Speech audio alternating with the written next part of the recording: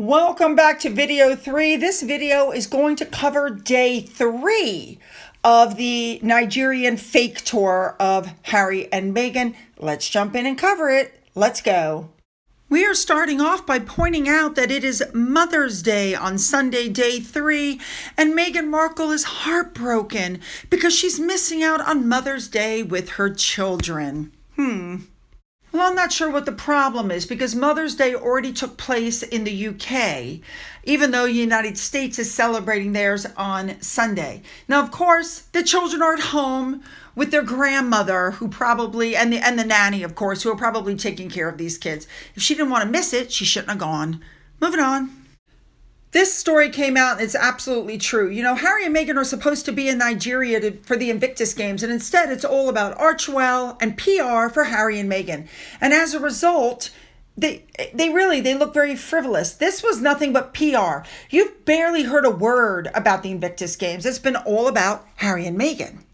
They're trying very hard to look more important than they really are. They're no longer royals. They are not even celebrities at this point because Hollywood has rejected them. Now, interestingly enough, they're still trying to keep their connections to the royal family, and this is on their SussexRoyal.com site. That's right. They're still banging on about the Commonwealth, which was the Queen's life work, which they called Empire 2.0, and yet they are in Nigeria. Yep. All right, moving on. The next thing that I want to point out, you guys remember when Meghan was surrounded by all of these women on the seated volleyball? Well, come to find out, the public were not invited to this event. It was a closed event. It was private, just military bigwigs, dignitaries, and their families. So in order for these people to be there, they had to be specifically invited. That's right, they invited the Sussex squad to pad the crowd and to poof Meghan's ego. And I think some of these people are on the payroll. Do you see this young lady above with the yellow turban on? There she is in Germany. She happens to be at all the events. I think Harry and Meghan are paying her way. Now, a few more interesting items came out. Apparently, Meghan showed up over an hour late for her panel discussion. Now, I'm going to assume that this is accurate. Obviously, I wasn't there, but apparently Meghans' appearance didn't go over well. Apparently, they're saying she came off as very shallow. It was reported that at one point, Meghan started talking about representation. Remember, we discussed that. And the doctor that was on the stage pointed that there were countless Nigerian women who had been leading the charge for that without the need for international recognition. It's also being reported that as the discussion progressed, the atmosphere in the room really nosedived because the doctor was retorting and giving evidence that left Meghan flustered and speechless. It's being reported that when the event ended, basically it was a reminder that celebrity status and crafted public personas can't mask a lack of substance and genuine understanding, and that this event showed everybody how shallow Meghan is. There you go. They're saying that the event concluded with a rejection of Meghan's presence and that the hashtag no reception for traitors quickly gained traction on social media. Oh my goodness. I have no clue if that's true or not. I myself told you I thought that her words were just word salad, but wow. All right, let's keep going. Now, one more thing I want to touch on before we move on to day 3. Let's not forget that Prince Harry left Meghan behind and flew to what is considered to be a no-go zone in Nigeria. Now, people are talking about this. He went to visit a military hospital about 120 miles northwest of the capital of Abuja.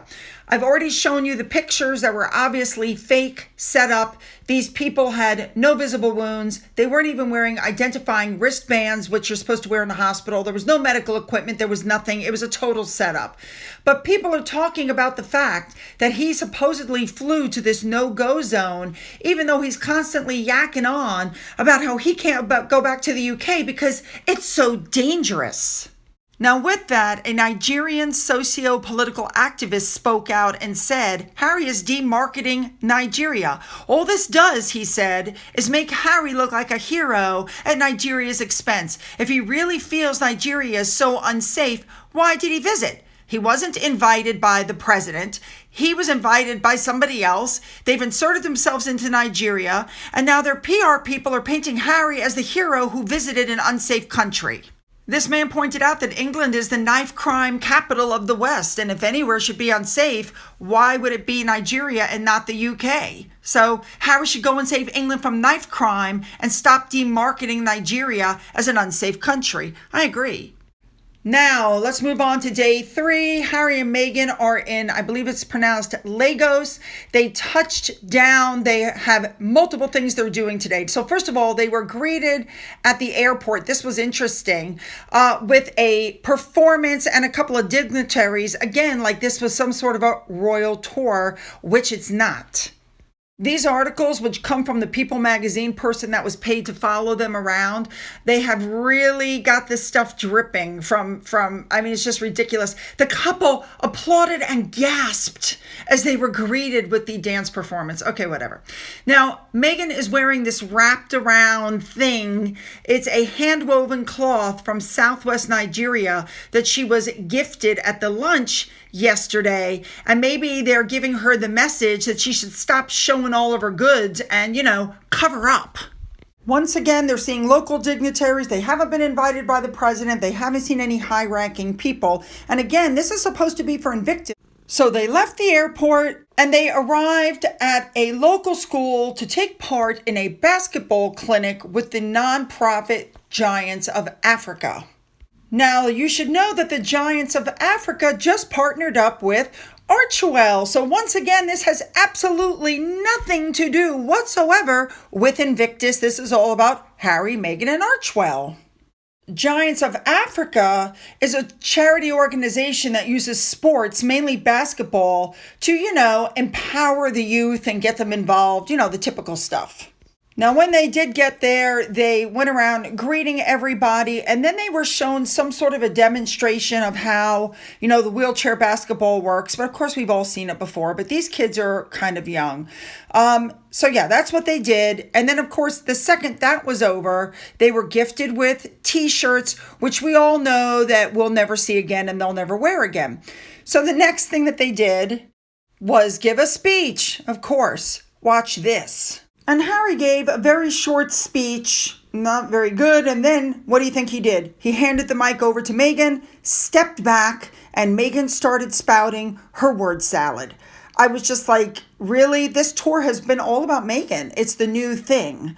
Now, by the way, I have to show you this. Meghan walked up to this kid and leaned over to shake her hand and said, touched the basketball and said, "You play basketball?" And the kid goes, "Yeah." And she goes, "Well, you're better than I am." That's her idea of small talk. Ugh. A big thank you to Remoulade Sauce for showing us everything she was wearing. Let's move on. Now, the two of them arrived for a reception at the state governor's house in, I don't know if you pronounce it Lagos or Lagos, I'm sorry, on the 12th, which is Mother's Day. And Meghan wore this huge, voluminous, oversized yellow dress. We have seen this dress before.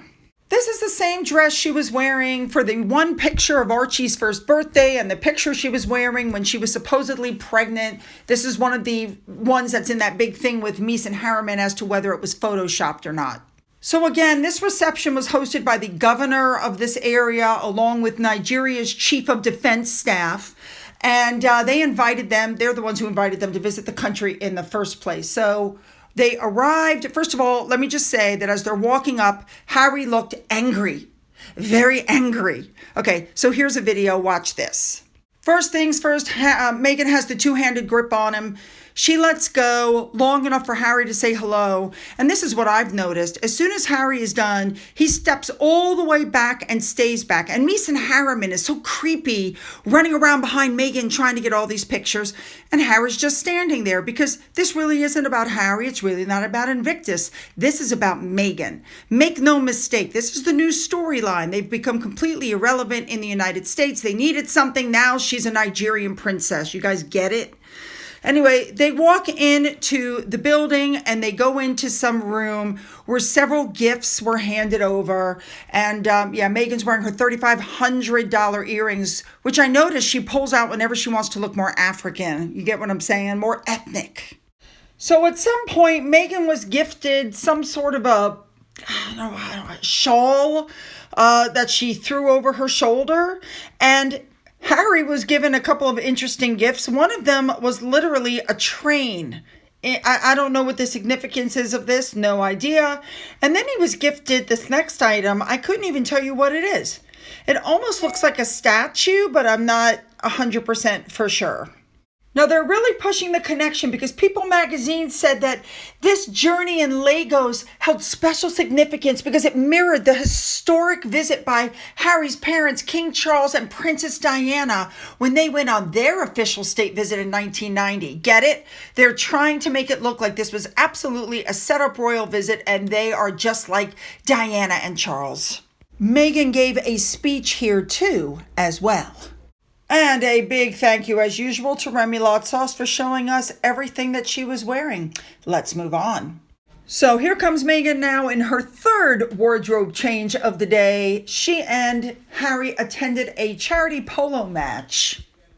So the two of them were supposed to present the winning trophy and then attend a gala fundraising dinner for Nigeria Unconquered. They were the ones that were hosting the event. Now, the charity match, which promoted Harry and Meghan as special guests, was held in, quote, support and uplift of injured veterans. So supposedly, this was for Invictus. That's what was being pushed.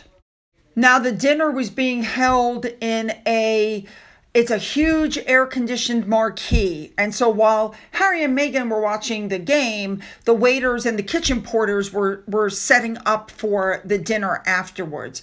Now, here's the thing that gets me. Oh, and by the way, the flowers were set up with yellow flowers. And there were large pictures of Harry and Meghan all over the place. Tell me what any of that has to do with Invictus. And I'm going to explain that in just a second after I thank Remoulade Sauce for showing us everything Meghan was wearing. This is what it comes down to. Harry and Meghan need Netflix material. They're desperate. And don't forget, Harry's doing some Netflix series on Polo. So they went, they taped, and they're probably going to have another series with Netflix, or they're going to hope to have another series all about Meghan being a Nigerian princess. You want to bet?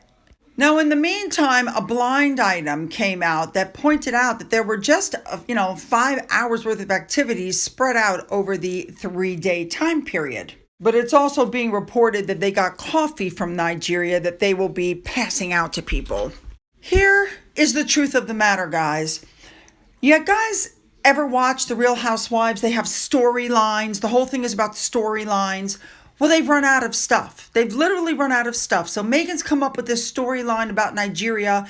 Now they're a tour of Nigeria. They're calling her a Nigeria princess. They're, getting together with other people in Nigeria now for Archwell.